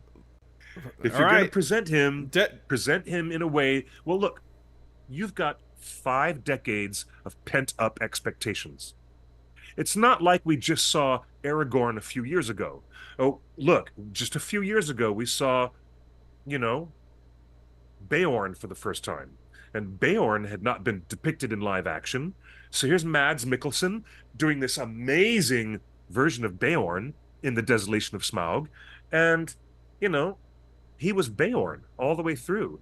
So, yeah, I mean, if you've got those pent-up expectations, especially because we know Tom Bombadil is going to sing. They already said that in the magazine article that we reported on a couple weeks ago. We know Tom is going to sing. Okay. Okay. Good. But the first impression, I mean, this is why it's so important. The first impression of this guy on a trailer, he needs to be exactly what we have in our mind's eye. Not what the subversive expectations that the showrunners want to do with him. Do that in the show. But when it comes to marketing, he needs to look and sound exactly like we want. And these pictures did not do him justice. And this leaked description of a trailer does not do him justice. Oh, I meant to say Mikkel Persbrandt. Sorry, it wasn't Mads Mikkelsen. Again, I'm getting my facts wrong today. It was Mikkel Persbrandt who was Beorn. My mistake. Sorry about that. So Cliff, so good point. So Justin, good point. Is this important? We saw all of the press coverage that Tom Bombadil rumors have gotten for the last year, right? We reported last January. You know, a year ago January. It's almost a year and a half ago. First rumors about Tom Bombadil, and the press picked it up, and the fans are excited. So this is an important character, and this is an opportunity for Amazon and Prime Video and McPain's show to chart its own course in the Legendarium. You finally have a canon character that Peter Jackson did not touch. You finally have a character that you can call your own and do right by the fans. Yes, that's right. You have to do right by the fans' expectations first before you deconstruct it into someone that is more serious than Radagast. Okay, I guess we'll find out. And look, it would be different if we had seen lots and lots of versions of Tom Bombadil. Right. That would be, but we haven't. We haven't. So this is your first and only chance.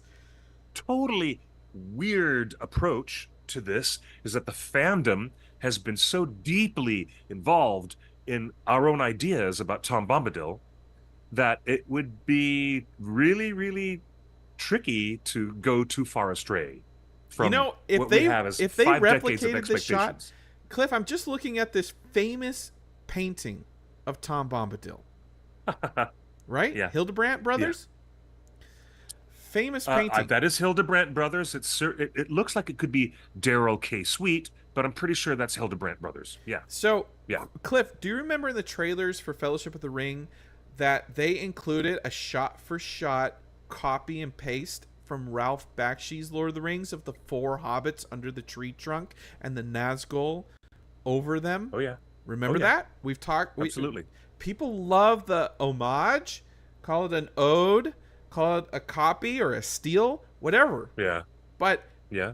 that shot of the four hobbits under the tree trunk Mm-hmm. was important to to tell the fans, for Peter Jackson to communicate to the fans, I know what's come before, and I know what you're expecting. So Do you here's know a that little. John Howe was responsible for that? John Howe found himself creating these images of the four hobbits hiding under the tree trunk, and he admitted later on, and he said, I didn't even realize it, but the impact of Ralph Bakshi's film image had stuck with me for so long, I found myself drawing the hobbits hiding under the roots to hide from the Nazgul, just like, and I get it. It was So it was one this, artist this, that Peter this hired painting. was yeah So this inspired by painting previous artists of Tom Bombadil needs to show up on Yeah. screen in motion at Comic-Con on those giant screens. And you have a home run. Knock it out of the park, Amazon. Prime Video, this is all yours to win. Show us that in motion with your actor. Period. That's it. That's all you need to do. Show us that in the teaser trailer at Comic-Con, exactly lit and dancing and frolicking and jolly. Then you can deconstruct them later. But don't, you know, like the idea of like stoic, like you must find your destiny, doing like an Obi-Wan thing. Oh boy. Is Tom Well, that's the other question with the line of dialogue, Cliff. You must find your destiny. Is Tom Bombadil an Obi-Wan type character? No, but he is capable of holding a conversation for 5 minutes with the hobbits in the book. He's capable of having a serious conversation, but he's also capable of being, I don't care about the crazy stuff that's happening outside of my forest, and all I care about is making Lady Goldberry happy and finding some more water lilies for her. That's really fascinating to me. It's fascinating because this is the whole thing. We've always had Tom Bombadil cut from all adaptations, and now that he's coming in, all eyes are on the prize. How is he going to be interpreted and adapted for the television screen? How is this going to happen? All eyes are on this. And well, I want to hear from the chat excited. room. Chat room, like maybe we're not accurately sharing the complete fandom experience. Chat room, are you excited about hearing a serious and stoic Tom Bombadil, or is Cliff correct and we all want jolly good Joe, jolly good Tom? How about both? The thing that I said a few minutes ago is that it's very likely they will show all these sides of his personality, but in terms of what the first marketing impression should be, that's a distinction that I want to make clear. That's a very distinct thing I want to clarify. He will probably show up in the show being this and that, but what they present at Comic-Con should be mostly this first. Cliff, do you want to respond to this comment? Let the show have a little bit more of that. Cliff, what do you respond to this? The mystery is that this is the most powerful character that cares not for the struggles of men, elves, or dwarves. I hadn't even considered Tom is the most powerful character in the Legendarium. True or false? True. But he's also the most disconnected. So he has power that he will not yield. Therefore, it's the great irony of Tom Bombadil. Yes, he is one of two things. And I know that there's a lot of debate among fandom still decades later, there's a lot of debate, but he is either the representation of Eru Iluvatar himself, or he's the representation of Mother Nature or Father Nature, if you're going to go into that area. Is he more He is, powerful than a wizard? yes, Is he yeah, more powerful than a Sauron? yes. Is he Well, more wizards and powerful than Sauron are Morgoth? Maiar. He's not a Maiar. He's not a Valar. He is either, in my mind, he is either the force of nature and all of the natural world itself. He is the power of Gaia, the earth itself, or he is the embodiment, in some unusual way, of Iluvatar himself. In all of those cases, either of those two circumstances, he is the most powerful being in Middle Earth, but he is not involved. He is so disconnected. And that's what makes it weird and interesting, really. Final question before we move on to the next thing about this teaser trailer. How important is getting this specific character right? Um, well, look at how fandom reacts when you get lore wrong. You know, that might be a different conversation for another show.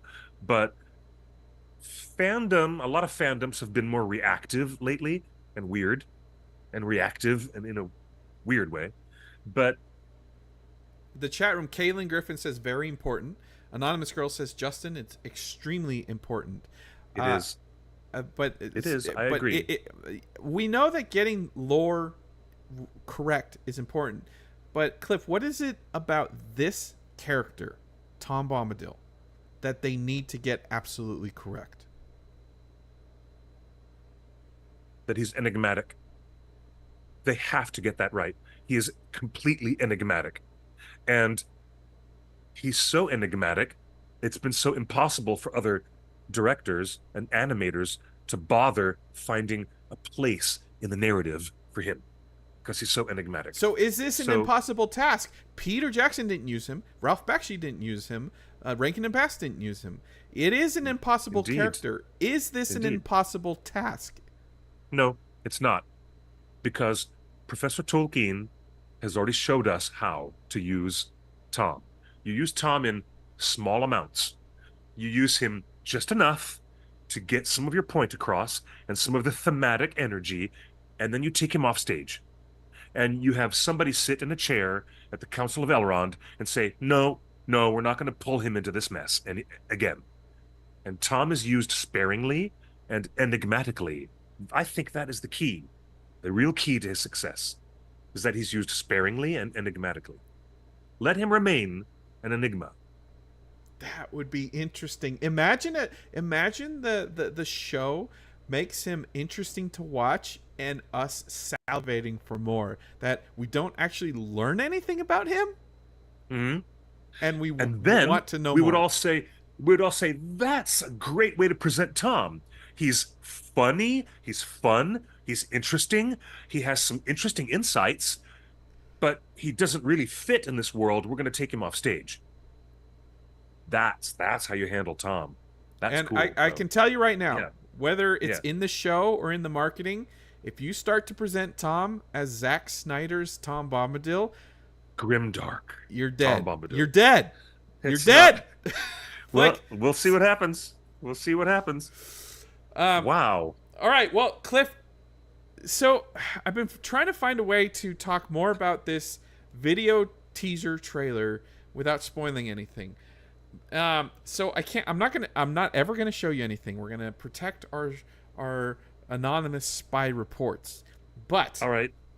So this is what came teaser along we with potentially think is going to come out soon, right? I don't know, but there was a second part of the teaser trailer spy report. And you ready for this, Cliff? Tell me. They were only allowed to watch the trailer once. They couldn't rewind. They couldn't fast forward. They could only watch it once. Okay. And then they had to take a questionnaire. Like test marketing? Is that yes? Like a market research type of form or They're something? market researching the commercials and the trailers. They're currently market testing the trailers. Oh goodness. Oh So, goodness. do you want to know some of Oh the goodness. questions that were asked? Yeah, tell me some of the questions that were asked, All right, please. folks. Again, this is a spy report. We cannot verify if any of these Oh my questions gosh. are Somebody true, did they're doing but market research on this. Wow. Wow, wow, wow. Wow, so wow, so I wow. haven't been able Okay, to wow. second. I haven't been Fascinating. able to confirm from a second source, but Okay. uh, but I like where I believe, knowing what we have known from previous market research reports, this sounds like the type of language that Amazon did use before for season 1. All right, so Cliff, here's the first question in the questionnaire after the trailer. Okay. How well did this ad convey the following? In a scale 1 to 5. The magic of Middle Earth, Oh my the goodness. creatures of Middle Earth, the Oh my fantasy, goodness. the idea of friendship and banding together, Oh my the goodness. action, and the Wow. visual spectacle. Wow. Okay. Wow. All right, well, Wow. we haven't seen the Okay. trailer.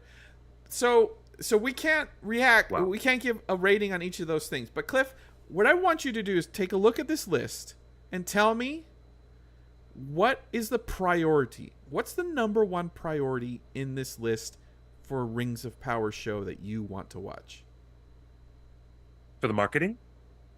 What's the most important thing for this show in this list? Oh, I'm asking you to clarify for this marketing attempt or for the show itself. For this marketing attempt.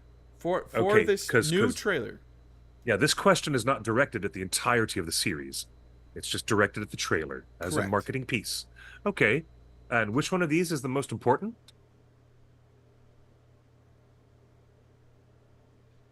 Gosh. Chat room, chime in. Oh, Are any of these what things is? are these the right Hmm. questions to be asking, I guess. Hmm.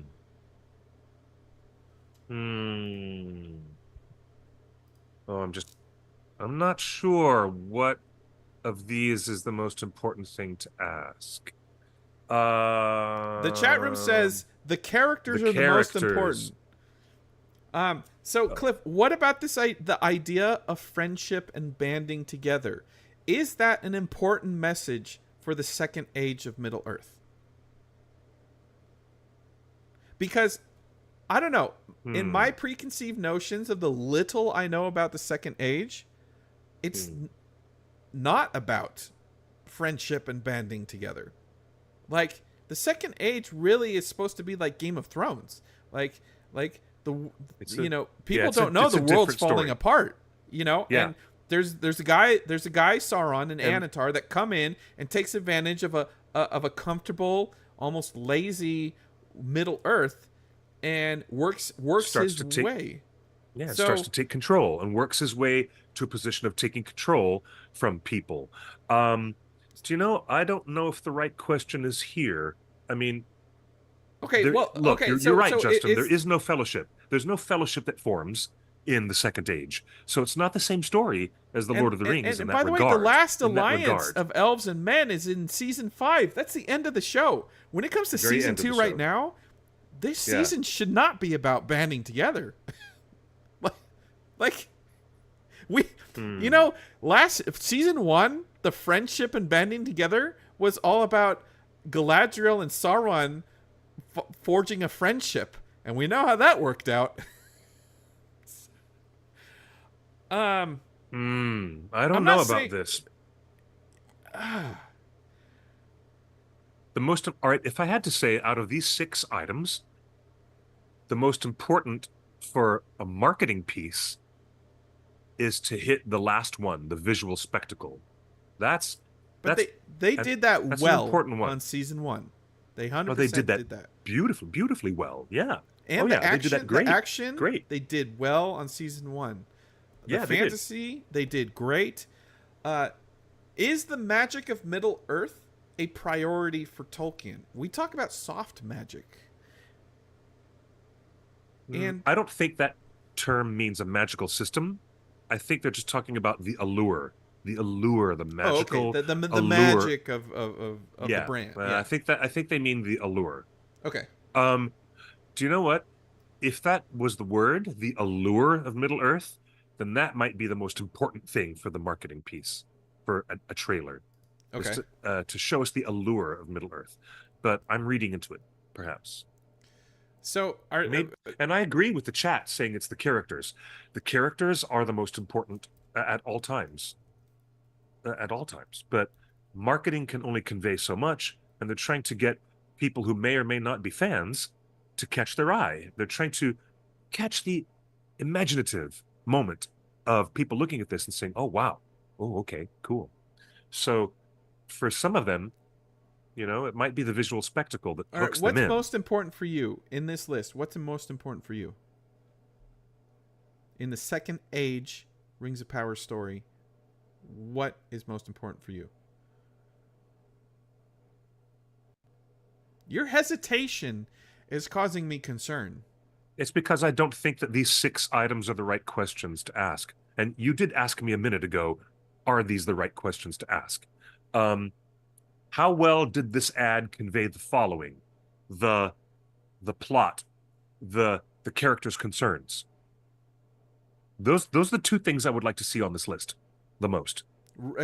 Katie in the chat room says, I want to see Tolkien's themes on display. Hey, yeah, absolutely. Absolutely. Tolkien's themes. Yeah. Yeah. Okay. Well, Cliff, do you want to see Intriguing. some of the other Q&A? This all right, we have our opinion on Well, this. we All could right. we don't have to turn it into a 2.5 hour show today. No, But this is just our last segment. let's show another one. Is there another So these question? folks, these are more questions that are asked after people watched this teaser trailer that we have not seen yet. Boom. The question, you were asked to rate agree or disagree. Strong agree or strong disagree. So it was like a sliding scale of 1 to 5.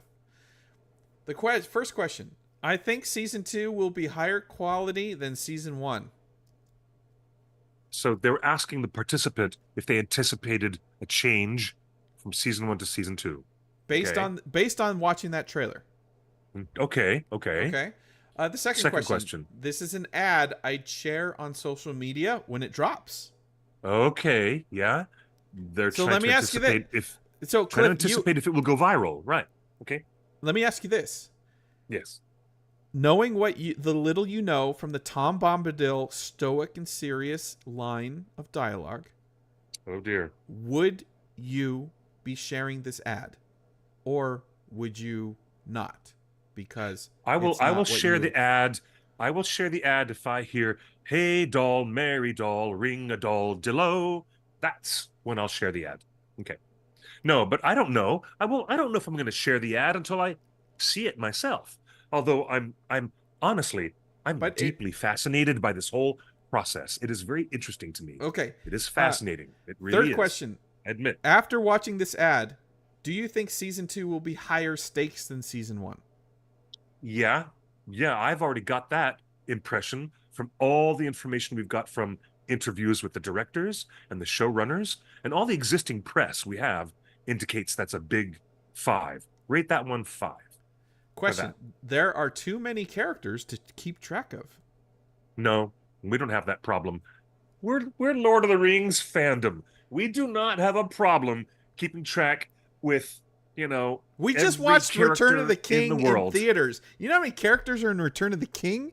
You've got Rohan and Rohirrim and the Paths of the Dead. You've got enough characters to give the movie 5 or 6 endings. There's 6 endings to the film. 6 endings. That's how many characters. 6 endings. So, and you know what? If we're Lord of the Rings fans, that means we're in the Venn diagram of all these other fantasy properties where we know lots of place names, geographic names, characters, family houses, family trees, and their bannermen and the people who are loyal or disloyal to their houses. We're Dune fans. We're Game of Thrones fans. We are Lord of the Rings fans. We are so ready for a big, big compendium of lots of characters. So we're not shy about that. That's for sure. Cliff, That's do for you sure. feel that this next question, this makes me want to return to Middle Earth? Should every commercial or trailer make you want to return to Middle Earth? Yeah. In fact, that's the number one question. That should be the number one question. This makes Really? me want to return to Middle Earth. Yeah. Yeah. And you know what? I can appreciate. Do you see that Middle Earth is hyphenated with a lowercase e? Not even the Telegraph, which is a major paper in the United Kingdom, could get it right. They had Middle Earth without the hyphen and capitalized E on Earth, which is so bad. It's so wrong. And at least they got that right. That's correct. This makes me want to return to Middle Earth. Should be I think the number one thing Okay. that concerns the marketing, I think. Yeah. All right. The next set of questions, and we'll just go through them real quick. Uh, The scenes went by too fast for me to understand what was going on. it is Maybe easy not. to tell who the good guys are and the bad guys are. So Why is that important? They are Why is concerned that about important? this. That's interesting. That's interesting for a season one that completely mystery boxed Sauron for 8 episodes. He was so mystery boxed, and now they're actually trying to clue their marketing into this. Is it easy to tell who's a good guy and who's a bad guy? Intriguing. Interesting. They That's have a question. intriguing. I need more of what I expect from Lord of the Rings. And another question. I needed more of what I expect from the Lord of the Rings. That's an interesting question. And then a follow-up, I would have liked to see more magic. Cliff, do you think regular audiences, never mind fans, do you think regular audiences want to see magic out of Lord of the Rings? Because at the screenings we went to yesterday, which was a bunch of casual fans that love Lord of the Rings, but are not like, Yeah. on our message board or Discord, the magic was kind of secondary or even a tertiary concern. Magic isn't the thing that people come to Lord of the Rings for. You're right. And I find that the outward use of magic is really restrained because in Tolkien's stories, the wizards themselves were restrained from matching power with power against the Dark Lord Sauron. So, yeah, they weren't even allowed to show they were supposed to be wandering around as old men, old graybeards, wandering around giving sage advice. So yeah, their use of magic is very limited. I don't know a lot what's going on in the show. So Cliff, can you set my expectations? Because the Rings of Power are magic rings. I mean, the book was originally called The Magic Ring. So we know that Galadriel has her ring. Like, you have the 3 elven rings. Is this season just going to be full of magic on display? Like classic magic, like, shit coming out of people's hands, like, woo! Magic spell casting, zap, zap. Yeah. Well, what? How about the? I think the most magic that you saw in Return of the King last night was the telepathy between Galadriel and Elrond.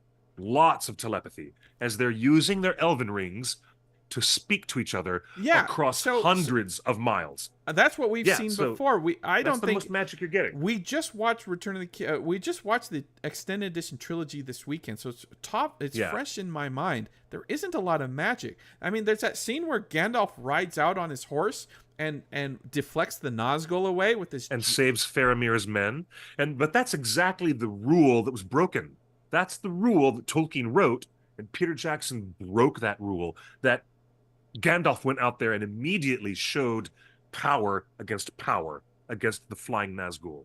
And that was not allowed. So we're not supposed to see magic like that? So I guess if they're asking about magic in this Q&A, should we expect more visual magic? Like literally woo woos. Hmm.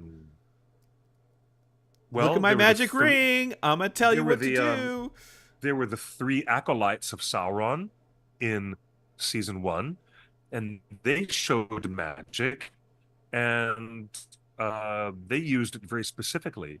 And then the stranger, who is probably Gandalf, but he might be Gandalf. He actually took their staff and used that staff against them and started using his own magic. Um, so wow, okay. All right. I don't know what to think, Well, but you know what this makes me think is that we should be prepared going into Comic-Con.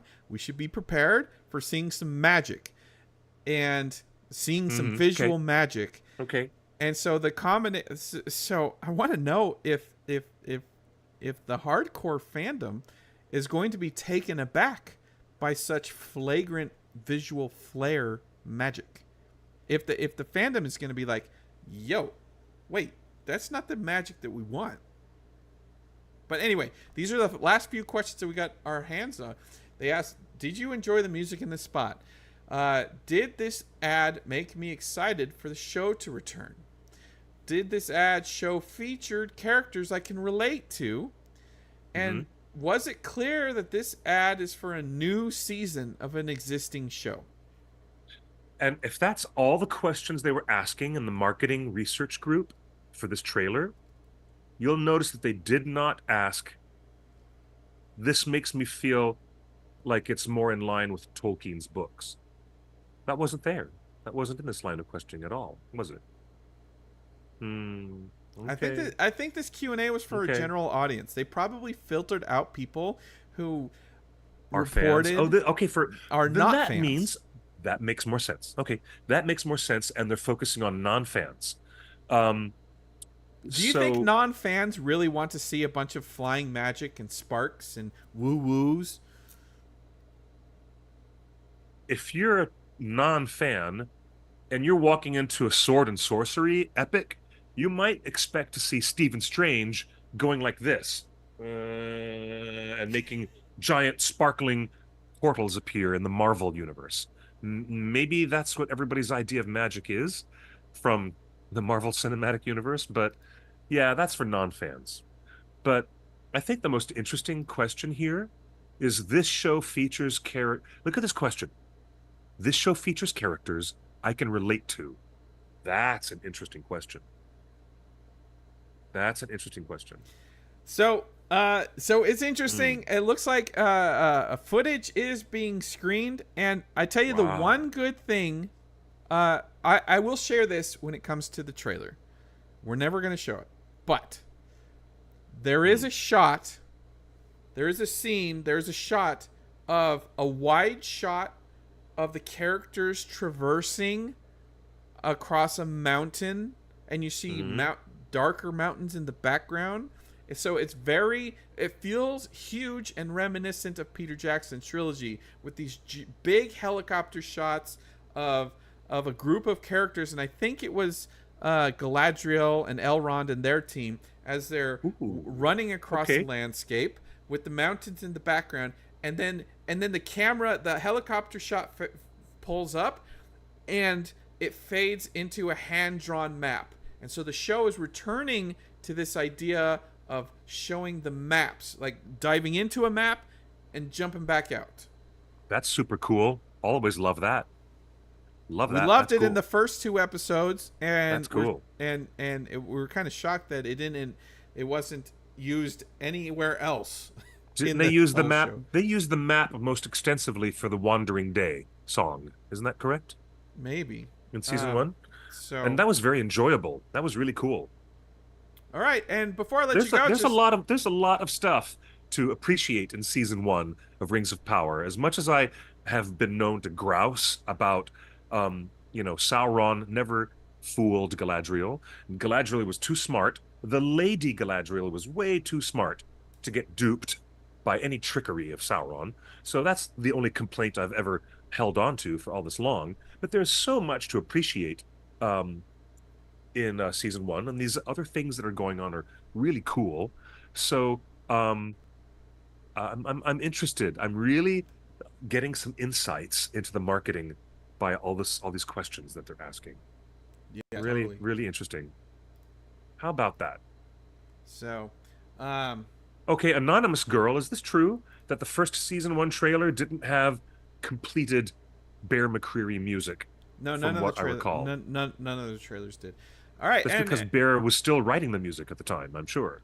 uh, Yeah. uh, one more Okay. thing before I let you go. We like to keep you guys abreast of the latest in the conversation around AI, and because that is a freight train barreling toward into the future, whether we like it or not.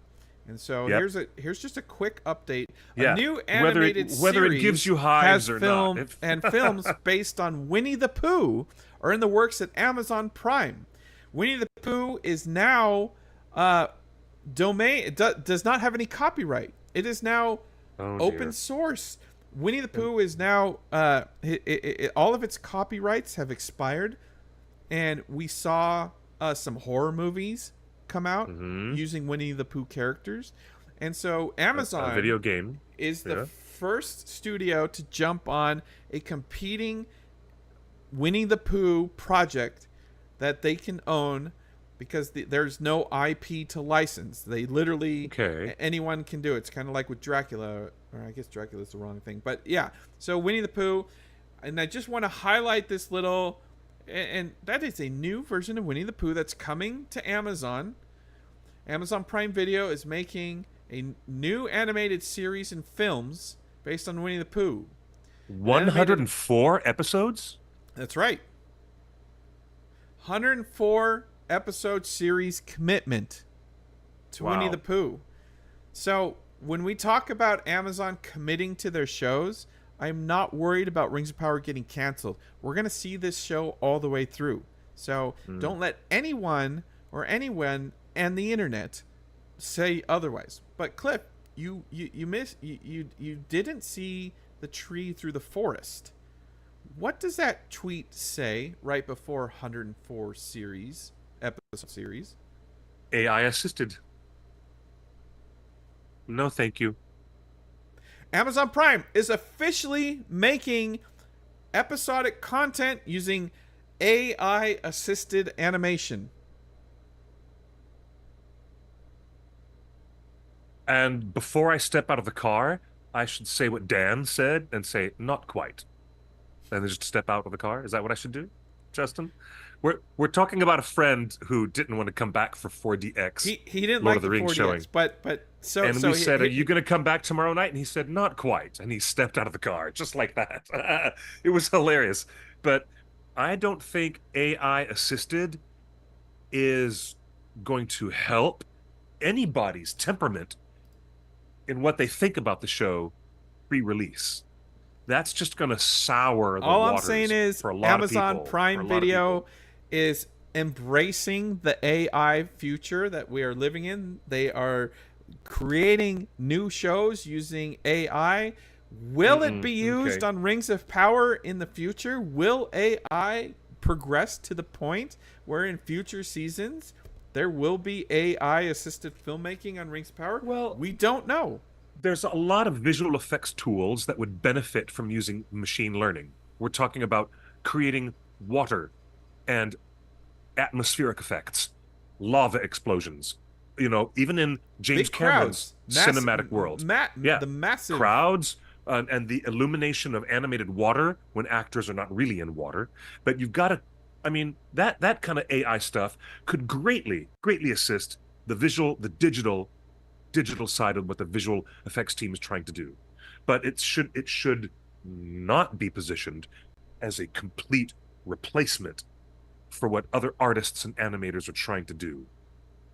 That's I have different. this weird vision that they use Prime Video uses the best in the business for all of their set design and everything for the first 3 Mhm. seasons, and then they just end up shooting digitally and using AI that has been fed all of the previous seasons of Rings of Power. So Yeah. you start to get AI that uses only the visual aesthetic of previous seasons, and so I can get on board with that. So anyway, that's your latest update on AI and its use, and that Good gravy. is, there you go. So Tom big show.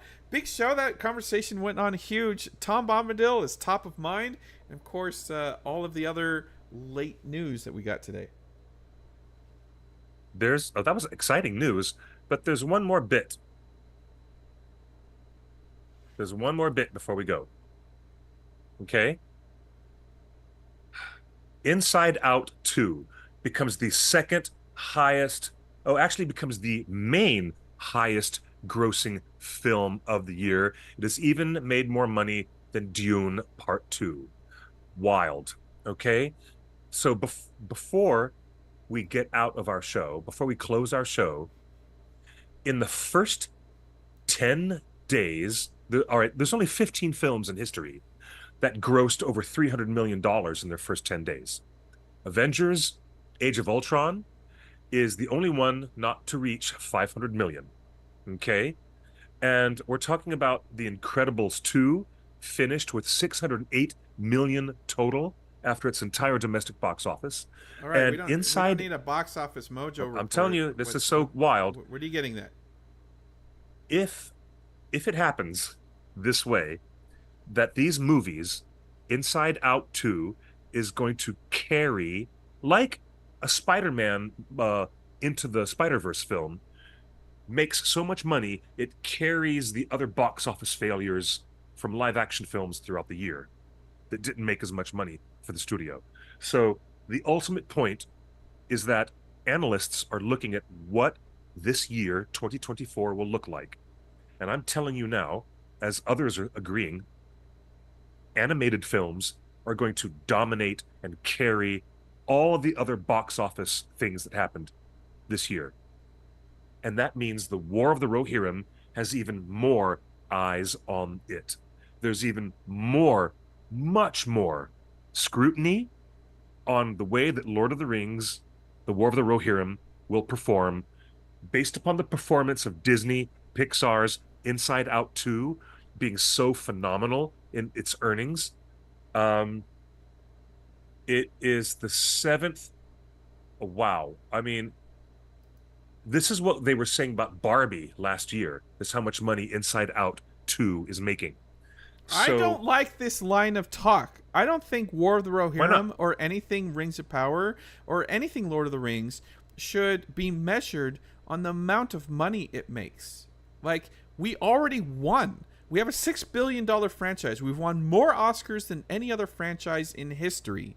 We've already won. So I just want good stories told. I don't need War of the Rohirrim to set records. That's the wrong metric, and I don't want fans going in thinking, it's underperformed. I don't think I used a bunch of YouTubers that don't like movies are gonna be like, it's the worst. Okay. War of the Rohirrim is the worst performing Lord of the Rings movie. Look at what they did. It's woke. It has a girl on it. Justin, I don't think I used the phrase set records. I said the animated films will carry the weight of other underperforming films. When you put out the entire metric of 2024, so Inside look Out at what is films going did to great carry and War what of the films did less. Rohirrim? I don't understand. I think the animated feature film will carry the box office of 2024. That's the bottom line. That's the bottom line. Does War of the Rohirrim carry the winter box office and lead us to another Oscar party? Yes. Yes. You heard it here, folks. And final note to answer someone in the chat room: the design contest, our Comic-Con design contest, is still going on. We'll be posting updates probably tomorrow or Thursday. We got a big long weekend next week because it's 4th of July here in America, and we celebrate removing ourselves from British rule next week. So I think we're just going to give the contest another couple weeks. So if you've got some cool designs or some ideas for our Comic-Con t-shirt this year, get cracking in the next week or so. So we'll post an update and give some deadlines on that, because Comic-Con is approaching really quickly, and I can't tell you what I've been hearing, but It's approaching very quickly. That's all. All right, Cliff, we're done. Very exciting. What a great show. What a really great show. And thank you for everybody joining us. And I am so excited to have learned that C.S. Lewis and other young, undergraduates at Pembroke College um, The power of were positivity. just encouraging to Tolkien, and he took that to heart and went on to write The Hobbit and The Lord of the Rings. That is the greatest thing that I learned today. Um, I also learned that Russell Crowe is a New Zealander. I had mistakenly thought that he was an Aussie, but he's not Australian. I always made that mistake. Russell Crowe is actually a Kiwi, and I made the mistake of all these years of thinking he was an Australian. My bad. Anyways, um, very exciting show, and thank you to everybody on Twitch, Discord, Facebook, YouTube, Instagram, and everywhere in between. Thank you for watching us on all these formats. And I want to say a very big thank you to Justin for co-hosting with me and making it such an amazing little show. You guys, Otaku Senpai, Katie, Garfamau is there, Laswin, we love you, and Paul, all you wonderful folks, Anonymous Girl, the best people come to join us every week, and I hope you will count yourselves among them next week. Come and join us next week for more Torn Tuesday, 5 p.m. Pacific time, right here. Same bat time, same bat channel. And we'll be bringing you news, crazy analysis, gossip, and all kinds of fun stuff, all from the world of J.R.R. Tolkien. You can find me on Instagram and Twitter at QuickBeam2000, and a very energetic group of people on our Discord. Come and look for us. The One Ring Net has the best Discord. So we'll see you guys next week. And until then, please do be kind to one another, take care of yourselves, and as I love to say, good night and good luck, or better yet, buenos noches y buena suerte. Bye, everybody.